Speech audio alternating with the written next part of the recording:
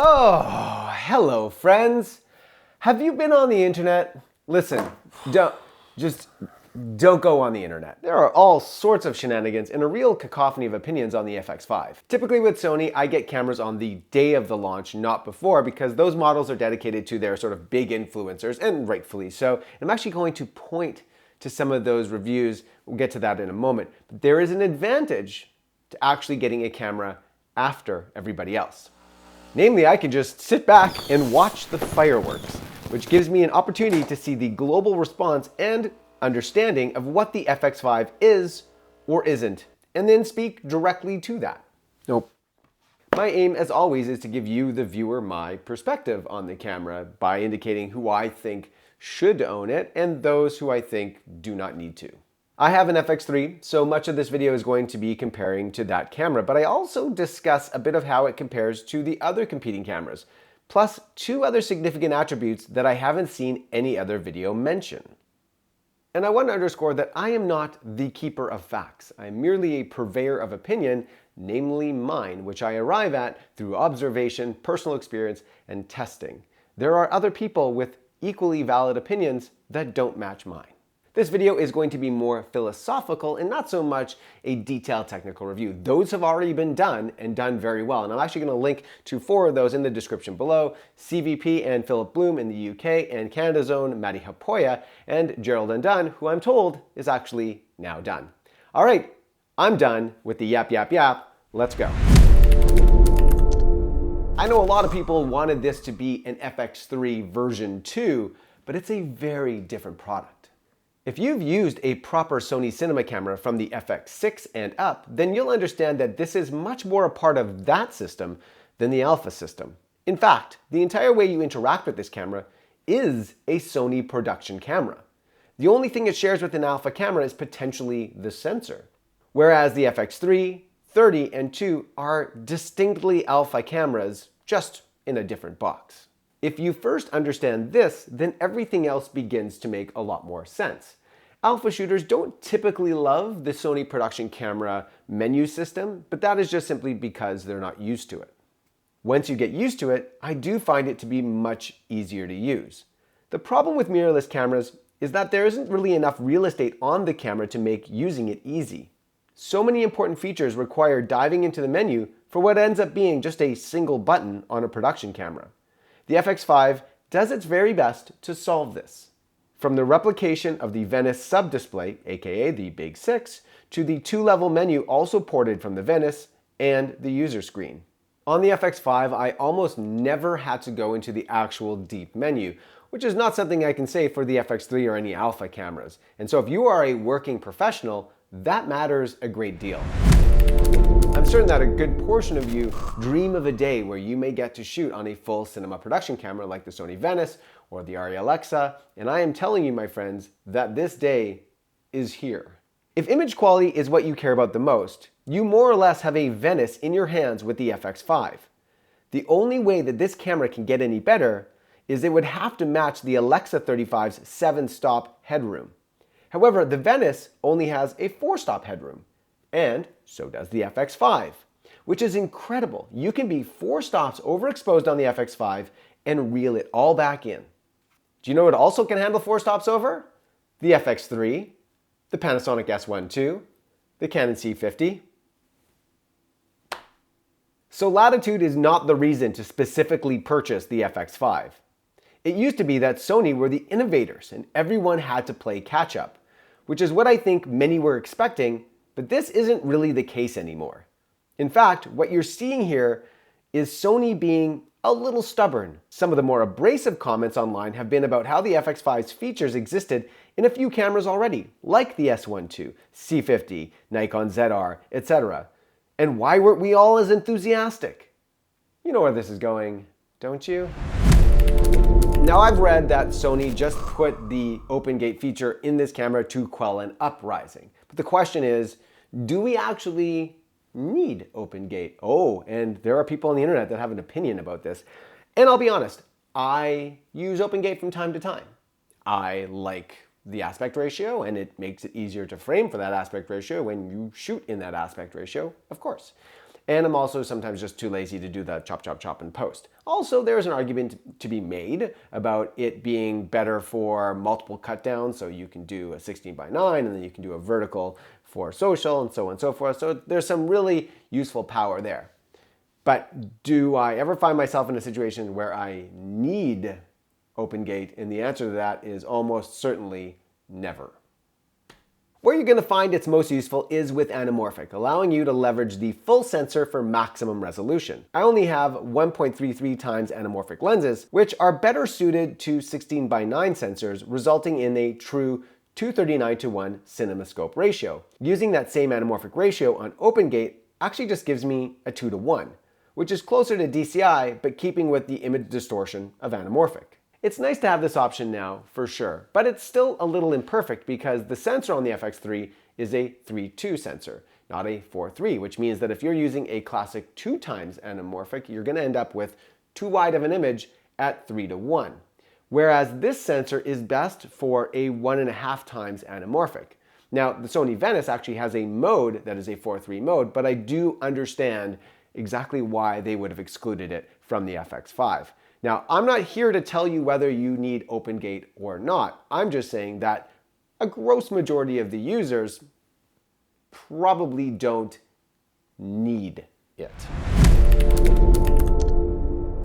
Low light has always been Sony's domain. And for me, the story is less about its exceptional low light performance and more about the addition of that middle gain. Jumping 4 stops from 800 to 12,800 can often be far too large of a leap. Giving you the middle ground of 4000 ISO will actually truly be much more useful, especially since the camera thinks like a cinema camera because it uses exposure indexing. So you now have unprecedented control over dynamic range unlike any Sony camera before. As an FX3 user, here's something I noticed almost immediately with the FX5, which is a significant improvement with autofocus performance. As someone who films himself often with the FX3, I can tell you how many shots were ruined by temperamental autofocus on the FX3. It's a bit funny to say because the autofocus on the FX3 is still incredibly good, but just temperamental and a little long in the tooth by 2026 standards. However, the FX5 autofocus performance is absolutely a great reason to upgrade to this camera. Many people online have gripes with no autofocus in anamorphic desqueeze mode. Would it be nice if this worked? Sure, but we're used to finding ways around this, namely using a second monitor for the desqueeze. If you use a 1.3 times anamorphic, then the image really isn't that different when squeezed. This is more of an issue with 1.5 or especially 2 times anamorphic lenses. The FX3 is the camera I use to judge against everybody else's rolling shutter. After 5 years, it is still among the very best. The FX5 does a really good job of expanding on this, offering even better performance. It's small and not really a good enough reason on its own to upgrade, but a nice step further towards a true cinema camera. I also read that Sony did intend for the FX5 to have a global shutter, but couldn't sort all the power consumption issues around having that global sensor. And so we may need some time before they figure out how to put that in a camera without draining the battery. But it's a good opportunity to remind everybody that every time you go to a global shutter, there is a trade-off, and that is going to be dynamic range. And for the audience that this camera is made for, I'm guessing that the priority is almost always going to be expanded dynamic range. 32-bit float audio is a very big deal. It is one of the most important and valuable technological innovations for independent shooters who also have to run their own audio. A single shooter cannot focus on everything all at once, and not having to worry about audio levels is so clutch. The FX5 offers 48 kHz and 96 kHz. Now you can just Google the difference if you want, but I know from my professional musician days that there is almost no world in which you need 96 kHz. That's just Sony doing what Sony does and giving you the most options. Pretty much every review I've seen has discussed the new improved handle. It's larger, it's got better inserts, it's got a better redesigned interface. But there's one attribute about it that nobody has mentioned on any videos that I've seen. I'm sure someone's caught it, but this is actually my favorite thing about this new handle. And this is my first surprise attribute. There is no longer an on and off switch on the handle. Do you not know how amazing this is? If you're not an FX3 shooter, allow me to enlighten you.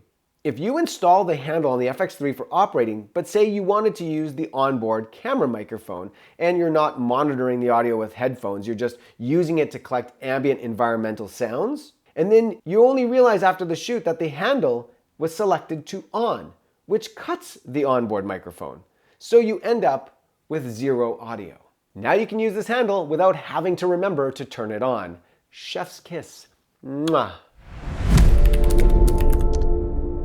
Mari Hapoya doesn't like EVFs, and maybe you don't either, but I love them. Whether on a mirrorless or a cinema body, give me a good EVF over a screen any day. Now maybe it's just that I have ADHD and I'm very easily distracted, but I love to shut out the world and focus on my shot. Yes, I still use a monitor more than I use an EVF, but an EVF becomes indispensable when it's really bright out or you need a more stable handheld shot.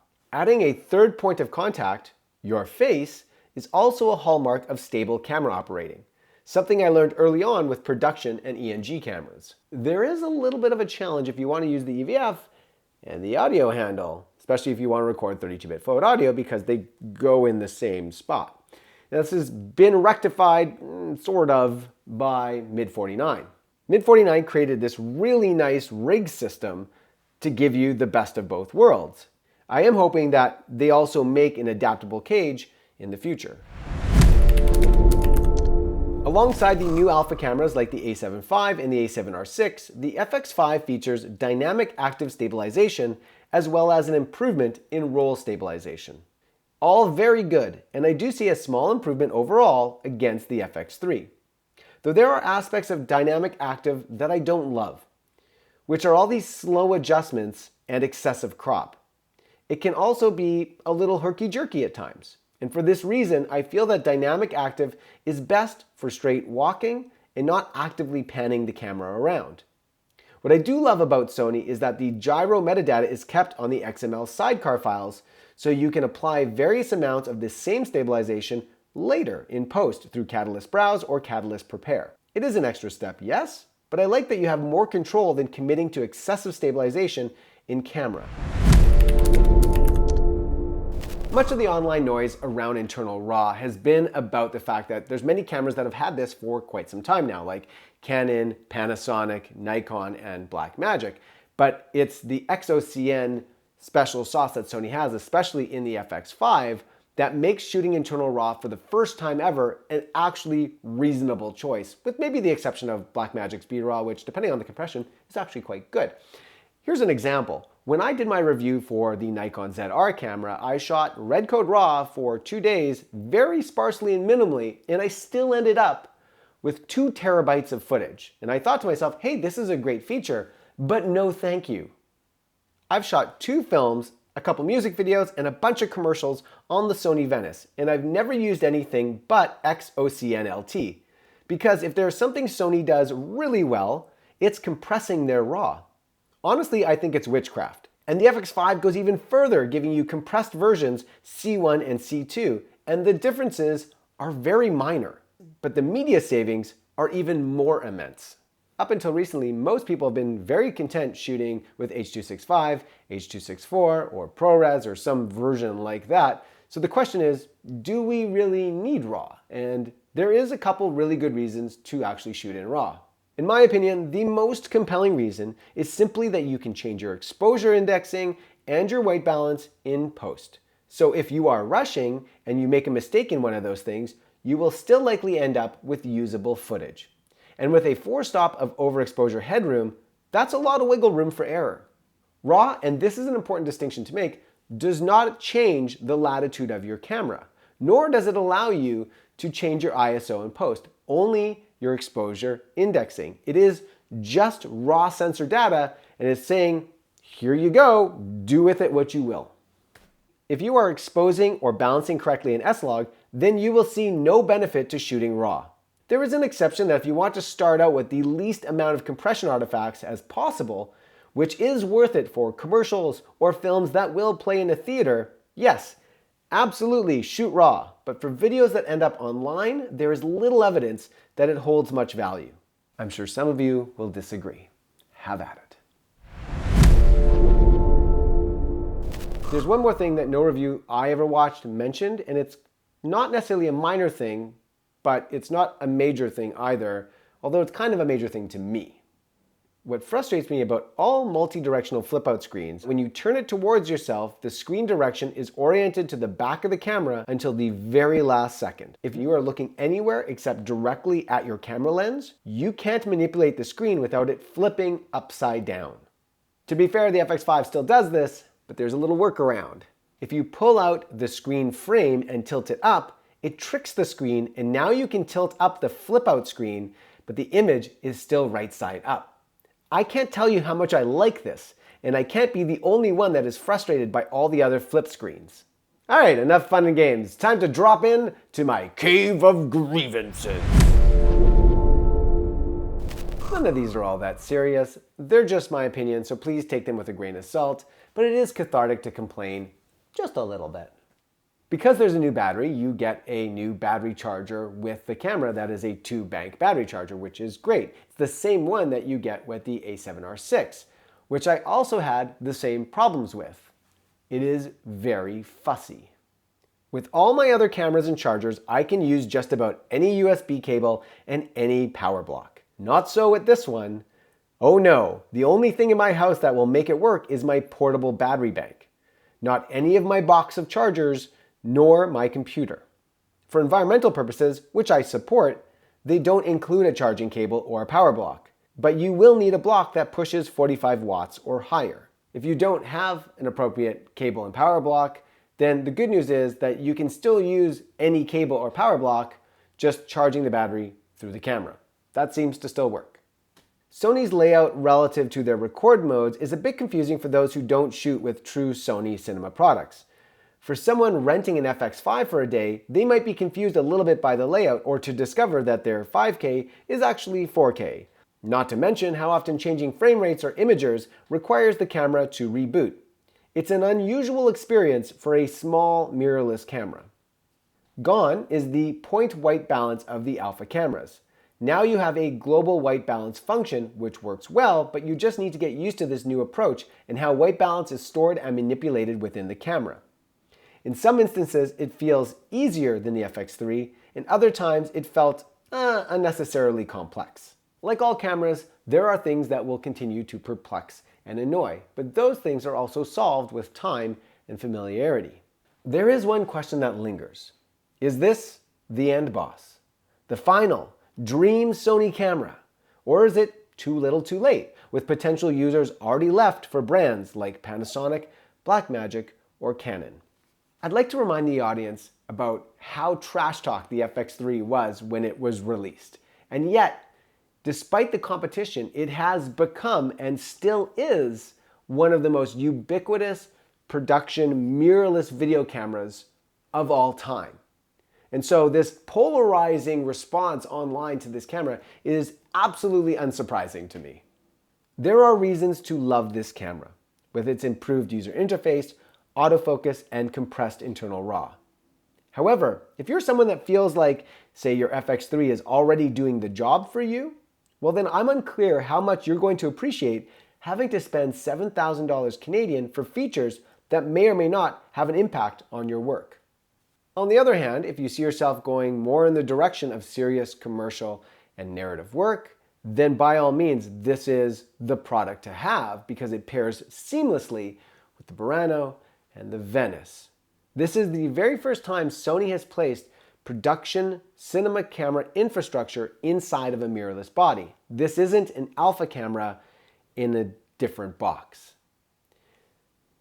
These reviews are just getting so much more difficult to do because these cameras are becoming too good.